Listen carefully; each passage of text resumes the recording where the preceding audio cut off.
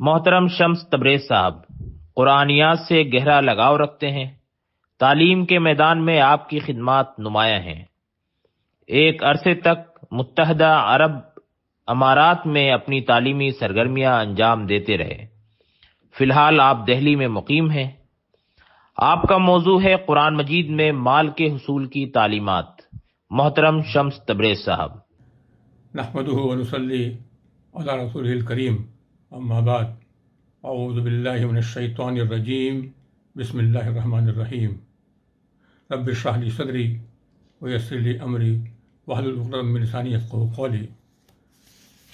قابل احترام بزرگوں، دوستوں اور ساتھیوں، السلام علیکم ورحمۃ اللہ۔ قرآن کریم میں مال کے حصول کے لیے ہمارے لیے کیا تعلیمات ہیں، یہ ہمارے لیے ایک بہت بڑا موضوع ہے۔ مال کے لیے قرآن کریم میں مختلف اصطلاحات کا استعمال ہوا ہے۔ جہاں مال کا لفظ استعمال ہوا ہے اس سے مراد زر نقد اور ہر وہ شے جو کہ زر نقد کو حاصل کرنے میں معاون ثابت ہو، اسے مال سے تعبیر کیا گیا ہے۔ ایک اور بہت معروف لفظ جو ہمارے سامنے آتا ہے وہ ہے رزق، اور رزق سے مراد ہر وہ چیز جو جسمانی اور روحانی ارتقاء اور غذا کے طور پر استعمال ہو، اسے رزق تعبیر کیا گیا ہے۔ مال کو قرآن کریم میں خیر بھی بیان کیا گیا ہے، اور خیر سے مراد مال کا وہ پہلو جو ہم مال کے حصول میں شرعی طور پر اپنے آپ کو پابند رکھتے ہوئے حاصل کریں، اور اس کے ساتھ ساتھ ہم اس کا خرچ بھی شرعی لحاظ سے بہتر طریقے پر کریں، تو وہ مال ہمارے لیے خیر ہے۔ ورنہ اسی مال کو ہمارے لیے قرآن کریم نے فتنہ قرار دیا ہے۔ قرآن کریم سورہ انفال آیت نمبر 28 میں اللہ فرماتا ہے وَاعْلَمُوا أَنَّمَا أَمْوَالُكُمْ وَأَوْلَادُكُمْ فِتْنَةٌ، اور جان رکھو کہ تمہارے مال اور اولاد تمہارے لیے آزمائش ہیں۔ تو یہ مال ہمارے لیے آزمائش بن جاتا ہے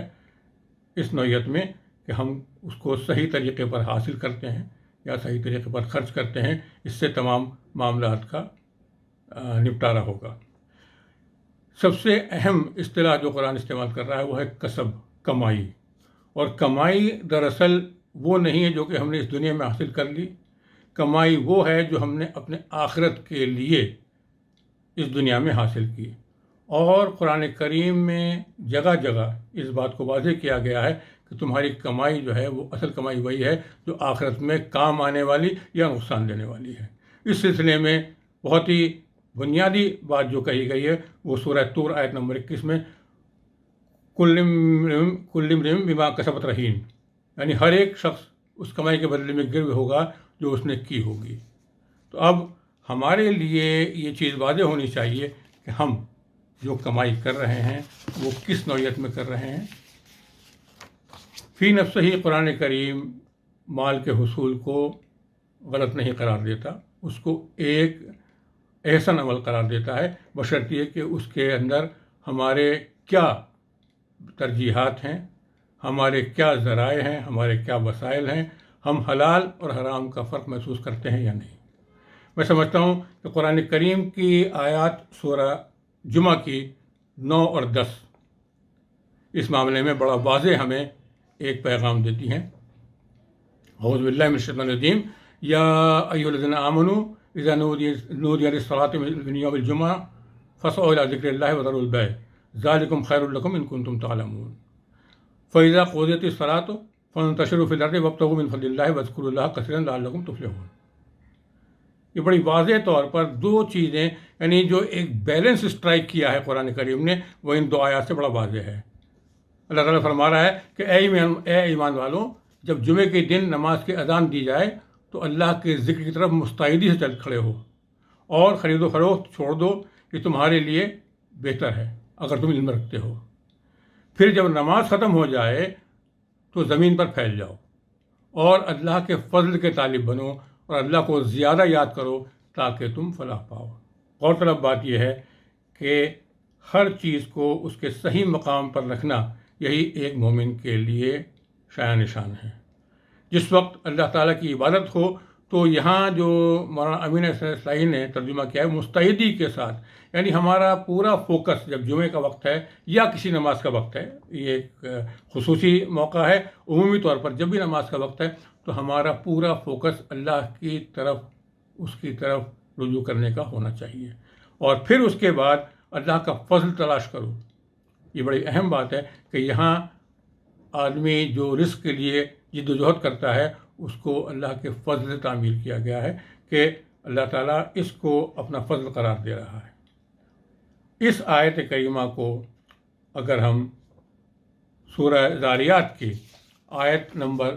56 کے ساتھ اگر پڑھتے ہیں، وَمَا خَلَقْتُ الْجِنَّ وَالْإِنسَ إِلَّا لِيَعْبُدُونِ،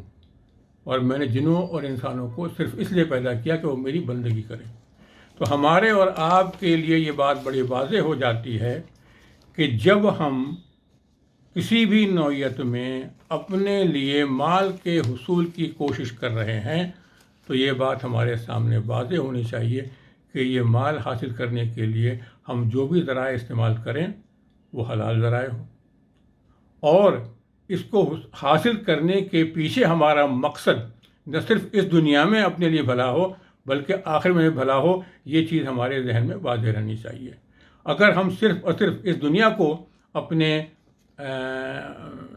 ٹارگٹ بنا لیں گے تو وہ ہمارے لیے نقصان کا باعث ہے، جس کو کہ قرآن کریم نے بہت ہی واضح طور پر جس کو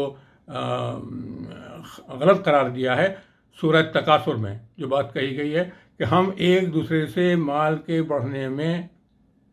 آگے بڑھنے میں کوشش اور کاوش کرتے رہیں، یہ غلط ثابت ہو رہا ہے۔ دوسری بات جو حل میں مزید کی کیفیت آدمی کے اندر پیدا ہو جاتی ہے کہ مال کی ہوس اس کے اندر بڑھ جائے، تو اس کو بھی قرآن جو ہے مردود قرار دیتا ہے، یہ چیز بھی درست نہیں ہے۔ لیکن اگر مال کے نہ ہونے میں انسان کی کیفیت وہ ہے جو کوئی اس بدوی کی تھی جس کو کہ غزوہ تبوک کے موقع پر مال نہ ہونے کے سبب سے تبوک کے غزوہ میں شرکت کا موقع نہیں مل پایا، تو ایسی کیفیت اور ایسی حرص جو ہے وہ مطلوب ہے جس کو ہمارے اور آپ کو سب کے سامنے ہونا چاہیے۔ جہاں تک مال کے اپنے استعمال کے اور حاصل کرنے کے لیے جو ذرائع ہیں اور جو اسباب ہیں ان کے اوپر اگر ہم غور کریں تو دو بڑے واضح، ہمارے بہت مثالیں ہیں لیکن دو واضح مثالیں ہمارے سامنے آتی ہیں۔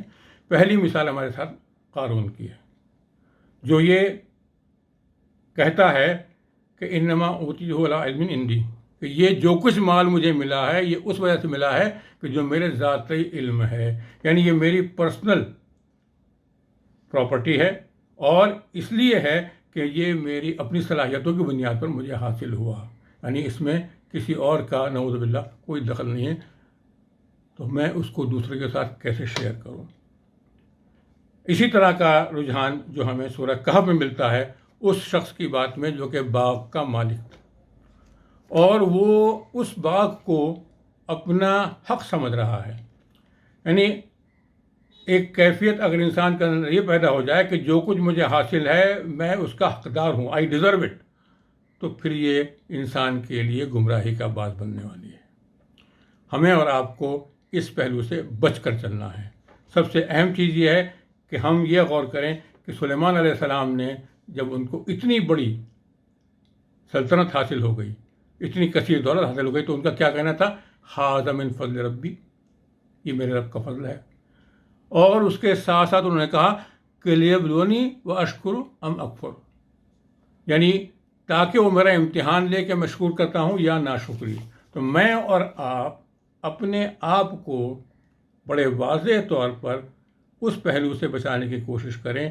کہ کسی بھی طریقے پر جو کچھ اللہ تعالیٰ نے ہمیں عطا کیا ہے اس میں ہماری اپنی صلاحیتوں کا، ہماری قابلیت کا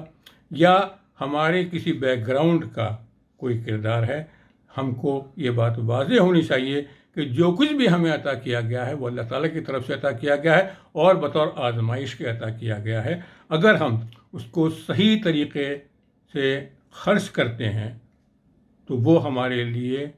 فلاح کا باعث ہے، اور اگر ہم اس کو صحیح طور پر استعمال نہیں کرتے ہیں، غلط طریقے پر خرچ کرتے ہیں، تو ہمارے لیے بربادی کا باعث ہے۔ اللہ تعالیٰ سے دعا ہے کہ اللہ تعالیٰ ہمیں مال کے حصول میں قارون کے گروہ سے محفوظ رکھے اور ہم کو اس گروہ میں شامل کرے جس کو سلیمان علیہ السلام